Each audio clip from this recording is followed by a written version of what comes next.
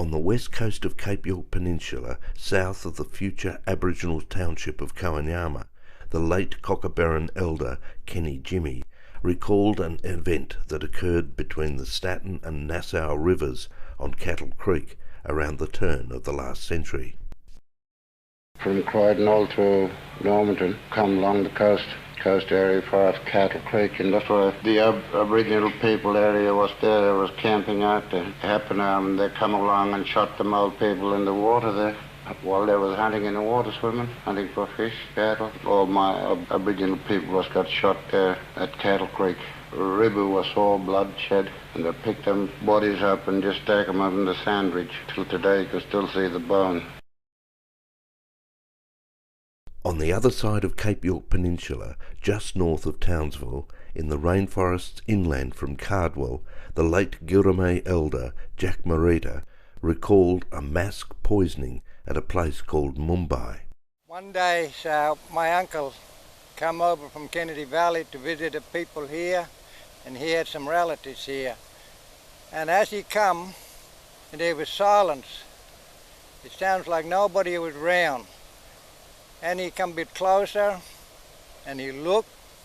It's not a sign to anyone movement of anybody.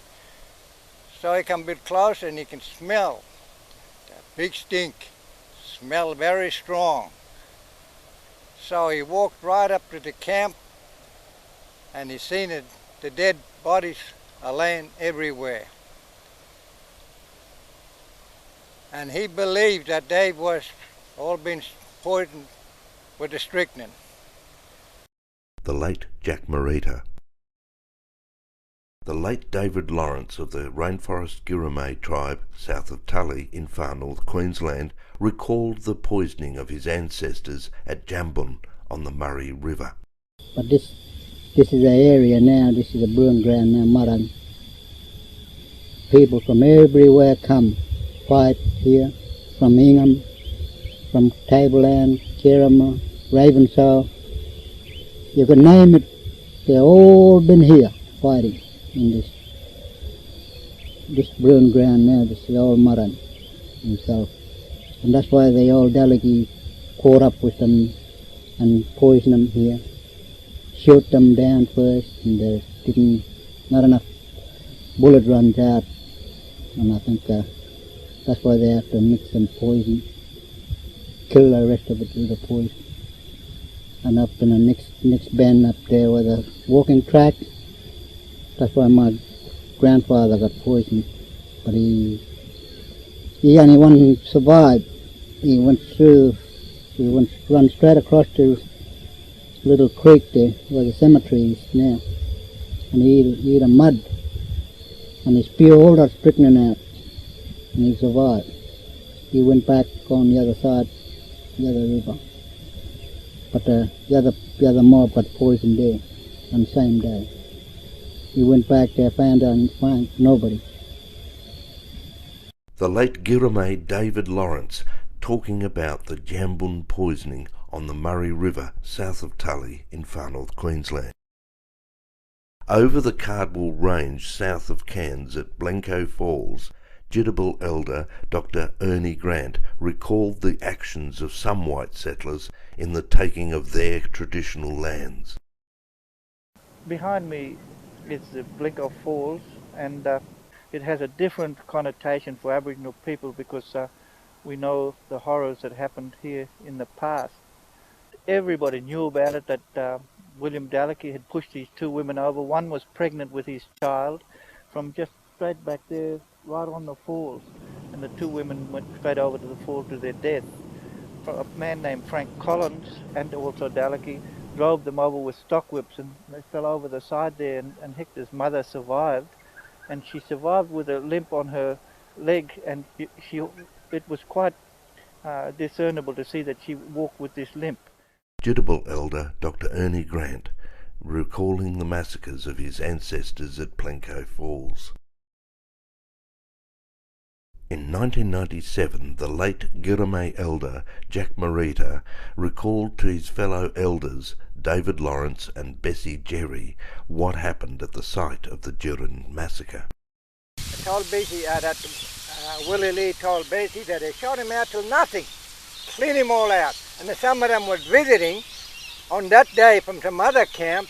They were there, they got shot too. But they kept this, so many young fellas, they were teenagers, and they kept him, they take him away, they put a chain around their neck and they lead him away. But the rest of it, wives and kids and everyone, babies and all.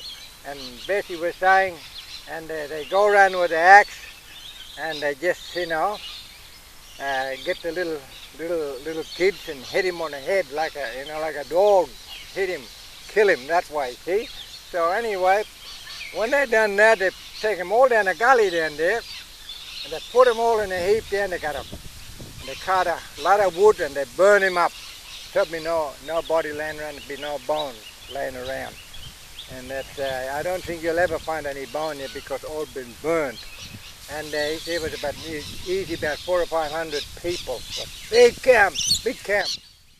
The late Girramay elder Jack Marita recounting a major series of massacres of his ancestors at Girran near Michael Creek, south of Tully.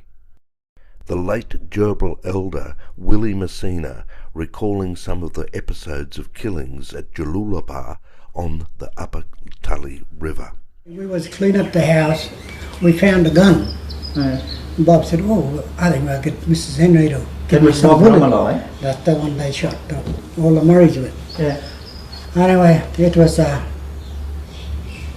32, 40, no, 44. 44, it's a big bullet. Anyway, one day, old Paddy come along, Paddy Robinson. Murray. Well, he was just up there living in Davis Creek. Yeah. Anyway, that's the gun I shoot all my people with. Yeah? Yeah, that's the one now. Where you shoot him? In Cara? So, bushfire went through. We went there after the bushfire, and we seen these bones right around, right around. That's where the camp was there. Right on the bone everywhere. Yeah. He had to shoot them because they living in a cattle property, you see? Yeah. The late Gerbil elder Willie Messina.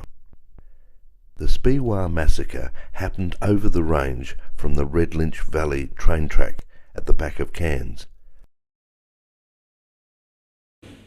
An elderly Jabberguy remembered being present as a famished 5-year-old who was salivating at the prospect of eating minya, meat, but as the pony was being prepared in its death throes, it kicked a stone that hit the young buttercup in the chest. Her mother, Minnie, took her to the river to wash and cool the injury. The newspaper ominously concluded, needless to say, the banquet did not come off, for whilst down the river, Buttercup and Minnie heard gunshots, and later inspected the camp and saw the bodies of their people. In terror, they fled for their lives down to the Red Lynch Valley. Bullawangee elder Willie Brim travelled to the site and considered the tragedy of the 1890 Speewah massacre and how settlers viewed the traditional lands of his ancestors. To them, what was more important was this land for cattle and raising money. But to us, it was the rivers and the mountains that are full of stories and lore, and they ignored all of that. There's only a few families that survived through the torment of history in this country here. My family was the last family to walk out of here, and that was in 1916. The ugliness of it all will not be forgotten by family groups, but we've learned to accept the history and to move on. But we can't move on until we put our elders to rest properly. Bullawangee elder Willie Brim at Speewah. The far North Queensland Girramay Jidabal elder Dr. Ernie Grant recently observed that you can't glorify the settling of Australia without glorifying the method used to the settling. My forebears were involved in a long-running series of frontier wars as each district was violently subdued the colonial Europeans and their paramilitary native police went on to pacify the next. Our ancestors fought a guerrilla war which colonists at the time readily admitted was a war on the frontier.